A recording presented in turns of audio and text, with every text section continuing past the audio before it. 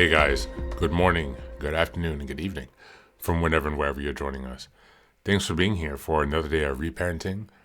Today we're on the second episode of Lessons for Reparenting Daily, and we're going to have our first guest, Lauren McCoy. She's a licensed therapist in the US. But before we get started there, I have some brief announcements to share. The first is that the Patreon community is now up and running, so feel free to check out the website on the community tab. You can join us there for twice weekly meetings as of now. We have one weekly book club meeting and then one topics meeting where we meet via Zoom twice weekly to discuss reparenting, to work through different materials, and to find support as we work our way through the journey. Next, I would also like to remind you that this is the third podcast in a series under Reparenting Daily. The first is simply called Reparenting Daily, and it's a daily podcast that's dedicated to helping you establish a daily reparenting routine. It consists of a daily reading, a reflection section with the journal prompts, as well as a daily meditation. The second podcast that we have is called Meditations for Reparenting Daily. And in this podcast, we have several customized meditations for reparenting. And in this podcast, Lessons for Reparenting, we will be interviewing therapists, coaches, and other healers, as well as people who are on their own reparenting journey to gain their insights and tips to help us along the way. I would also like to add that all podcasts are available on Apple Podcast, Spotify Podcast, as well as YouTube. If you could go ahead and give us some support, go ahead and follow us on whichever platform you're listening or on all platforms, and give us some engagement, a comment, a thumbs up, a 5-star review would be excellent on Apple and Spotify, so that we can help people find the podcast who need the support as well. Much appreciated. And so without further ado, let's take it over to the interview. So, hi, Harriet. Thank you for being with us today. Really much appreciate you joining us here on the Reparenting Daily podcast.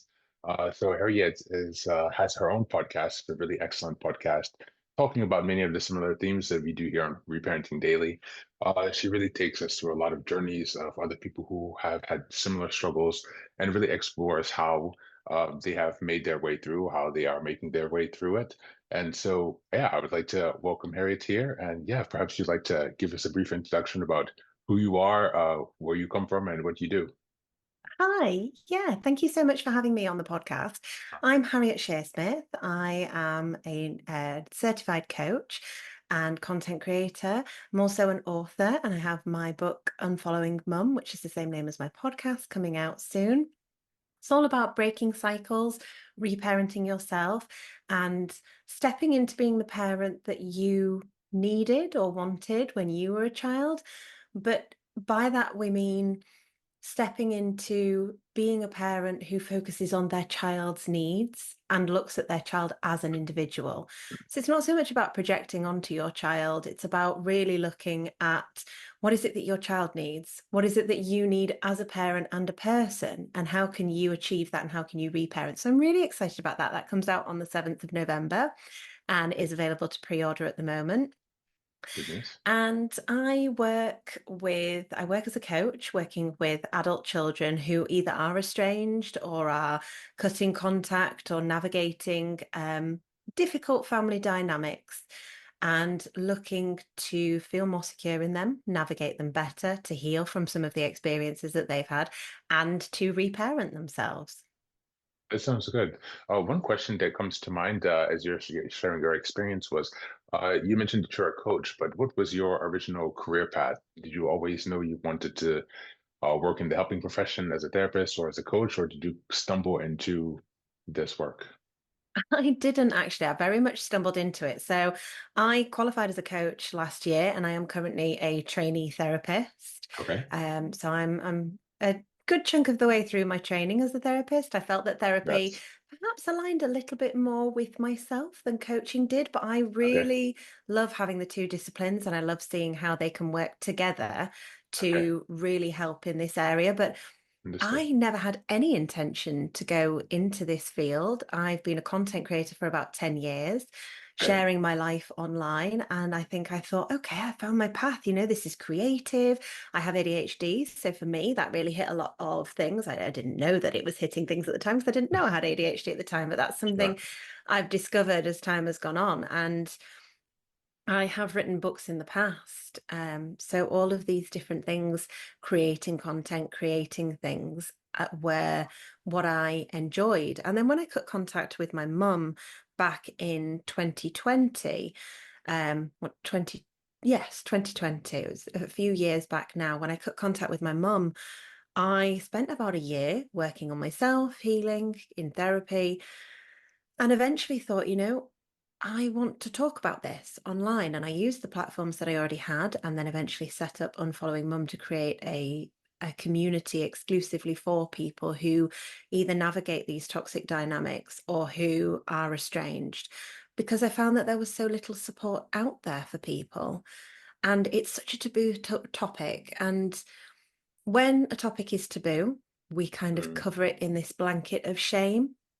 And indeed. it makes it a million times harder to heal from and to move forward. But community healing is so powerful. And I feel like that really set me on that trajectory. I understand. That's really good.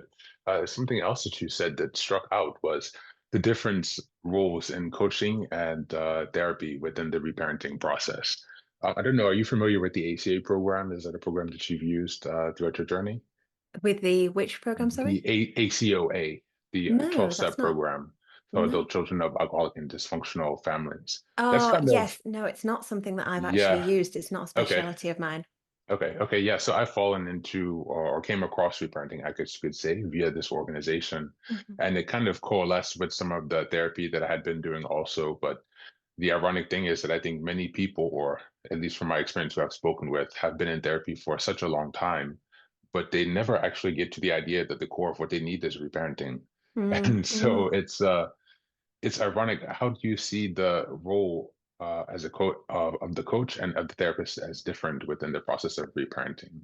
And do you I think that they're both necessary in all cases, or does it really depend on the person? Or I think that's a really good question. I feel like there are so many different styles of coaching, so many different modalities to therapy, that it Mm, really is down to the individual and to what suits you. I have friends who have done some brilliant reparenting work and healing work using EMDR therapy, who have yes, found that that has been incredibly powerful for them due to the abuses that they faced, and kind of unlocking those memories, unpicking them, and moving forward through them. Because when we're suppressing them, we don't do that. We don't move forward from them, and they will blindside us if they come back up mhm, for us. I feel like coaching can be a really powerful tool, and I think coaching often tends to be a little bit more solution focused and a little bit more forward focus. There yes, might be steps, there might be tools that we use, and I talk about this a lot in the book. Of I have what we call a cycle breakers toolkit within the okay, book. okay, So I share right, different tools and different things that you can incorporate into your daily life that will help you on your reparenting journey, things that will help you as a parent and as a person. And I think that that is the coach in me that's got okay. those in there. Yeah, that sounds And good. I feel like often the two disciplines, if done correctly, can work really well together. So Mm, finding someone who not only understands the area that you're looking at, because I've spoken to people who've had experiences with coaches who didn't grasp at all the concept of being no contact with a parent, what that might mm, mean, or who didn't have any kind of understanding of what it would be like to grow up in an environment where forgive and sure. forget is not an option for you. And again, I've spoken to people who've had similar experiences with therapists. I think Mm, it's the core of it is not so much which discipline you choose or whether you go for one, the other, or both, but choosing someone who has that experience, who gets it, who understands that what you're looking for is reparenting. What you're looking for is working on those inner child wounds and being able to move forward with your adult self. I think I see that in a very similar way as someone who has relied on both coaching as well as therapy. Sorry, I just got braces, so sometimes it's still difficult for me to Okay, speak. that's okay. And yeah, so basically, I see what you're saying. I think the therapy for me has really been helpful in setting the base psychoeducation, and understanding of basic emotional regulation skills, or even things such as DBT, which I've also done, Mhm. which is laying down some foundational, more internal skills. And I've relied on coaching for the development, as you said, for other skills that are external. So, for example, a style coach or a confidence coach or a coach at the gym for working out. Mhm. I think there are many different places where coaches can fill in, as mentors in a way. And I think you're right. People have to find out the places that they're missing and then try to Yeah. fill those in with the help that they need. And for that reason, it's something that I'm trying to do with this project is help people expand their sight or their vision to have more insight into the areas where they can grow. Because in some of the programs that I've been in, it's kind of accepted. I mean, we have CPTSD with so much trauma and so many different things to work through. You Mm. can kind of be overwhelmed because there's so much that you could learn, right? So much that Yeah. you would want to learn. So where do you start? Where do you optimize? How do you optimize your time and your resources? That's what I really want to help in bringing this program. For me, it's also about building the community and Mm. helping people have a roadmap and a way to get back to themselves, really, which is, I think, the end goal Yeah, and I to think love that's so yourself. important. And I do think as well we have a danger in over intellectualizing things as opposed to actually feeling through our Yes. emotions, sorting out what's going on for us. And that can sometimes feel a little bit safer. So I absolutely relate to what you say about that feeling of overwhelm and of having all this information. But there is a place for education and there is a Yeah. place for processing that in a healthy Yeah. way. Yeah. It's like, how can you go through that experience of that? As someone who is also quite an intellectualizer and, a driven person, I had a burnout leave for about like 2 years. And even on my burnout leave, I was trying to, push myself to undo the burnout, which is, it doesn't Yeah, even yeah, make sense. It's like as much as you want to schedule in your yoga and your dietary sessions, and it's just, I don't know, it really forced me to just take a step back and really realize what it means to relax, yes, and to yeah. come outside of that hyper pressurized mode where you always are striving to achieve and not really resting with yourself, running away Mm, from those emotions. yeah. Something else I would like to ask you is in your reparenting journey, the people that you've met along, has anyone given you any ideas or strategies that they use that have really been helpful? Or something that has stuck out as different, I guess. Yeah, I think for me with reparenting, it's a continual process Okay. of I'm very much so personally, I really like IFS therapy, which is internal family systems therapy for anyone who doesn't know. And it works on the principle of we all have different parts and we all have a core self. I think that feeds into that idea of, your inner child, your inner teenager, but it takes it maybe a little bit wider. So, when you hear people say, oh, there's a part of me that feels, or Mm, oh, there's a part of me that does. I like to think of those as separate parts within myself. And one of the things that I found really useful is Richard Swartz, who created IFS therapy. He talks a lot about stepping into the self mhm. and kind of taking charge of all of your parts and Okay. looking at all of these different parts of you that are maybe stuck at different times. If you have a particularly traumatic memory, and it doesn't even have to be related to, your familial experiences, it could be being bullied at school. It could be, an incident that happened throughout your life. We kind of get stuck around that time, and that part of us almost becomes this vulnerable part that is stuck in that memory, viewing Mm, the rest of our family system, our internal family system, as mm, that age, that kind of mentality. And then we have this almost protective layer that stood in front of us that we would consider a protector, which is another part. And I really like the concept of, what one of the things that Richard Swartz recommends is thinking as if you're walking down a pathway and just kind of viewing out the scope. What is with you as you go down that pathway? Can you get to a part that you maybe want to have a conversation with that is standing in front of other parts? And thinking of it as in a much smaller breakdown, because I'm somebody who's always quite struggled with inner child work of, visualizing yourself as a child and sitting and yeah. having a soothing conversation with them. And I think that resonates with a lot of people, that when we talk about inner child work, it either feels really icky and you think, "Ugh, that's no, thank you. Why would I want to do that? That seems Yeah. so kooky and crazy. And no, no, Yeah. thank you. That's weird." Or there's a real kind of resistance towards that childlike version of you. I have often said to therapists, I don't want to sit with that child because I don't like her. She wasn't strong enough to deal with these things. And that's something that really has to be unpicked. And getting to think about, what is that resistance towards that? I found IFS where you break those parts down much further than just, that's my inner child, that's my inner teenager, this is my adult self. And you really kind of pull them apart. Okay, what is it about that I don't like? What is standing in front of me being able to access that really vulnerable little girl that needed love, that was unhappy, that was distressed? So Dr. Swartz has written a few different books. There's one in particular that I found really helpful called No Bad Parts. Yep. And there's also your Introduction to Internal Family Systems, both of which I found really helpful. And there's lots of exercises in there that I think are really powerful for essentially reparenting yourself, taking charge of the different parts of you. And they're the things that I have found really helpful. But I do think it's important to stress that it's a forever process, because you are working against a lifetime of conditioning, and it takes a lifetime to unpick it.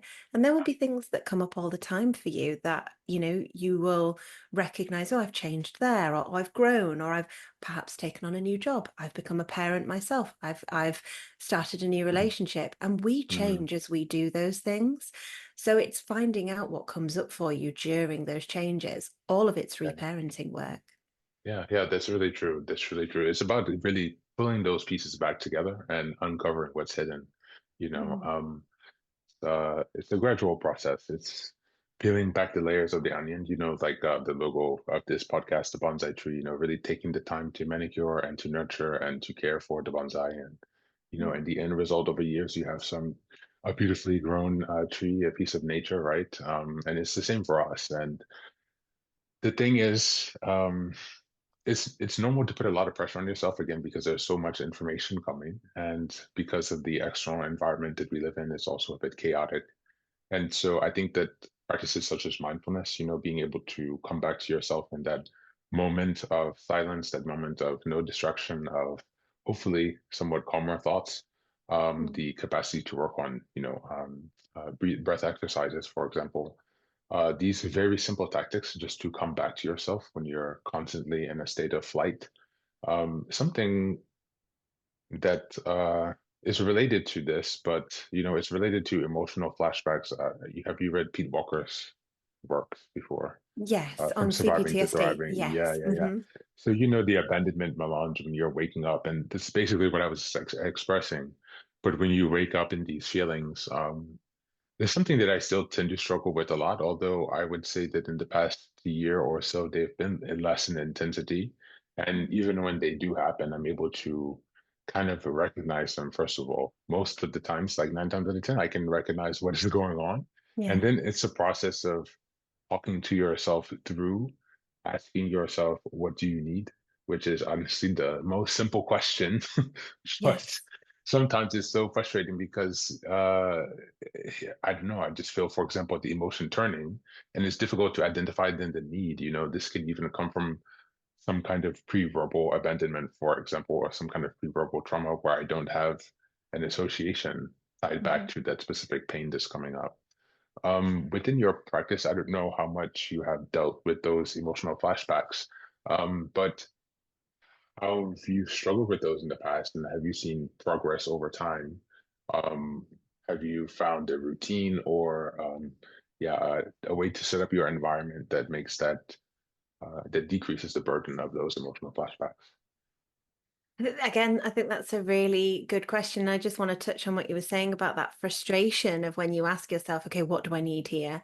Because when you've been taught to suppress your emotions, and you've been taught Mm, that your needs are not the primary focus, or that your needs somehow lean to danger, then mm, you do learn to become completely disengaged from them.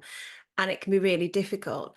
Again, I think it's a process of learning, what do I need, of learning how to feel those emotions, which in Mhm. itself, people hear you say, oh, you need to feel the feeling, and you think, okay, Yeah. great, what does that mean? And Mhm. it can be really difficult to learn how to do these things. I think emotional flashbacks can be really difficult to process. There are some great breathing techniques that you can do that can allow you to get into a more mindful state. So, in Mm. particular, I am a big fan of box breathing. Yeah. I think that can be really helpful. And for anyone listening who's not familiar with box breathing, it is a case of taking 4 seconds to take a deep breath in, holding for 4 seconds, breathing out for 4 seconds, and then breathing back and then holding for 4 seconds. And I think if you think of it as a almost like a ball going along the edges of a square as you're holding in, it focuses your mind. And another technique that I feel can really help ground me during those emotional flashbacks is the senses technique, which is Hmm. another one that's very popular. So Never heard of that before. yeah, so you essentially rely on your senses, and it's something that I use quite a lot with my child when he struggles with anxiety, because he gets bad travel anxiety, and I think for him, this one in particular can just, because it grabs all of your senses, it kind of pulls the focus together. So what you do is you look for 5 things that you can see, 4 things that you can smell, 3 things that you can hear, 2 things that you can feel, and Hmm. 1 thing that you can taste. Okay. Okay.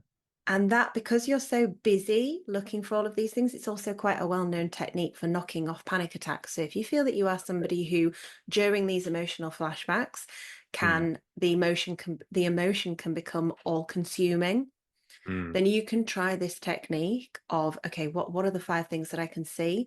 And what often happens is your brain is so busy looking for those 5 things you can see, and then thinking, Mm. okay, now I need 4 things that I can hear. And oh, now I need to smell. What can I smell? What can I smell? And because it's engaging those senses, I think we underestimate how powerful our senses can be. Okay. I would think I was hearing something similar like this, but it was explained in a different way. I've heard of this before. But Okay. how to come out of overthinking is basically just Mhm. to focus on your sensations, right? So Yes. sometimes that's something that I've recently started with, and maybe even the past month, just trying to come back to my senses. So I guess it's really the same. It's Mhm. worded a bit differently. Yeah, it does. It does work a little bit differently, but it is essentially the same process. And Yeah, I yeah, think in sitting with and feeling those feelings, you can do various things like looking, if you're someone who's struggling to name a feeling, which can be really common if you are neurodivergent, or if you're somebody who has been taught to completely disengage from feelings, yeah, then having something, and it sounds quite basic, but having something like a feelings wheel where you can easily access that, and you can look at the different feelings and think, okay, what am I feeling? What name would I give this feeling? How does that feeling feel for me? What color right, would I attribute to it? yeah. And all of these different things that allow you to really sit with it and start to lean into that feeling, they can be very helpful. That sounds good. I know you can even find some apps now where you can easily Mm. set and choose, and it helps people really track. I think Apple in the latest update actually just included a mood tracker. Oh, So okay. that's like standard default in their health app now. So hopefully Mm. anyone who's listening who didn't know, you can check that out. It's quite easy way. Yeah. Um, yeah, maybe just a last few questions as we start to wind down. Can you tell us a little bit more about your coaching services, what you offer, the maybe for people who would like to reach out and contact you? Yes, I would love to. So I have various different coaching qualifications, but what I tend to lean into is that I am an empowerment coach.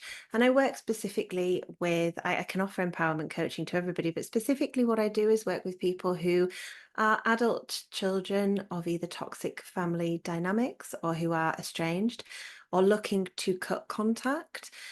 And I think I always stress that I'm not somebody who is encouraging you to cut contact, or who is going to tell you that that is the right path for you. But if it's something that you're wanting to work through, it's something that I can help with. And if you are just wanting to find a place where you can have firmer boundaries, that's also something that we do. So just because I'm no contact does not mean that that is the right path for everybody. Understood. And within my coaching, I have various kind of experiences with in trauma and helping people navigate that. And it's about finding a place where you feel more confident in yourself. A lot of it is about reparenting yourself. A lot of it is about moving forwards and, asking the question of what now? What does this look like for me now? And I also work with parents who are looking to break the cycle, Okay. and not just for themselves, but also for their children so that they don't repeat those patterns, and how to navigate if they feel that they have been repeating some of those patterns. What does that mean for them? What does that mean for their relationship with their child? Yeah. Um, yeah. Well, that does remind me of one other question that I meant to ask you Mm. actually is related to this. When someone is in the process of parenting and reparenting themselves, I'm sure you could argue both sides of the coin.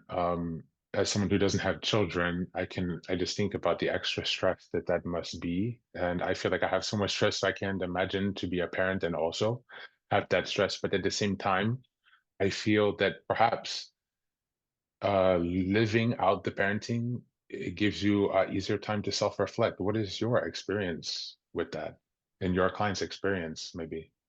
Yeah, that's a really interesting way of thinking about it. I think for a lot of my clients, having children themselves Mm, adds that added layer of fear of, what if I'm messing this up? What if I'm like my parent?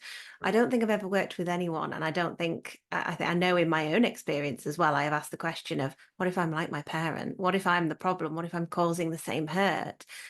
And I think that added layer of fear can be really difficult to navigate and truly hard, because you already have a tendency to internalize everything. If you've grown up in that environment, the chances are that you have grown up as someone who internalizes a lot of things and who has mm, a lot of self-blame, and whose natural go-to is to blame yourself. Look for, what have I done here, as opposed to, okay, what could I do here, or what has happened here? It's always, mm, oh, what did I do? I think when you have children yourself and you're trying to reparent, or you're trying to break the cycle, that is really difficult to navigate. However, I also think on the flip side of that, having children quite often is the motivator for people to okay. really look at their unhealthy patterns, to really consider, what do I want from my life? What kind of parent do I want to be? What kind of person do I want to be? And the vast majority of my clients who have come to me and do have children really only started their reparenting journey, and really only started to even recognize the unhealthy patterns within their family through generations, because they had their own children. And what often stands out to me, I actually just recently recorded an episode with somebody who didn't have children and said that Mm, she'd noticed this herself. mm, What often stands out to me is there is almost an attitude of, well, I can't cut contact with a parent, or I can't start to do the work because it's just for me and I'm not worth it. But my children are. So it's yeah. worth it to Mm, do it for them. And I mm, think it's really important to realize that you are worth it. And that if you are listening and you are someone who does want to have children one day, or even if you don't, both are mhm, absolutely fine. And if you can start that reparenting journey as soon as possible, and give yourself grace if you are a parent, that you will make sure. mistakes, and that one of the biggest parts of those normal human mistakes is in the repair and the accountability. Thank you. I really appreciate that thoughtful answer. It's great to have someone, giving insight from the other side because as someone who's not a parent yet, hopefully one day I will be. It's something that I wonder, because I think about that fear and I want to, yeah, be a better parent than the ones that I had. I think most people have that same desire. So, Yeah, I yeah. agree. I think most people do. And even if you had a really healthy dynamic, there will be things that your parents did that made you uncomfortable, that you didn't like, that have perhaps changed with the times. And that's okay to acknowledge that. That doesn't mean you're betraying your parents to say, I want to do things differently. Sounds good. Thank you so much for being here with us today. I really appreciate your time. I'll No have problem the at all. for everyone who's listening, the show notes, and we'll have the details for our contact information on it. Okay. Thank you. Have a Brilliant. nice day. Thank you. Thanks. Bye. Bye. Thanks again for being here for another day of reparenting. I really appreciate all your time and support listening in and joining. Just a few quick reminders. Check out the website now under the community tab, and you will see the information pertaining to the new Zoom support group. So, this is a weekly support group where we have meetings twice a week. The first one is a book club, and the second is a topics meeting. In these meetings that are about an hour long, we'll be discussing and sharing resources and inspiration just on healing and reparenting, just to really build a community to help us expedite our healing and to make it more reinforced by connecting with those who are on a similar journey. And so that's one thing I would like to give you a heads up about. It's also a great way you can support the podcast. Another way you can support the podcast is by checking out the library page on the website. You can also purchase any of the books in the Reparenting Daily podcast show notes by using the links in the title. So those are Amazon links. And just for a heads up, they do generate a commission for me when you purchase the books from the link that I set there. So if you purchase any of those books, that will also be a way to show support for the podcast that technically doesn't cost you anything. And let's see, what else? I think that's it for now. So thanks, Sigway, for being here, and excited to see you on the next episode. Have a great one.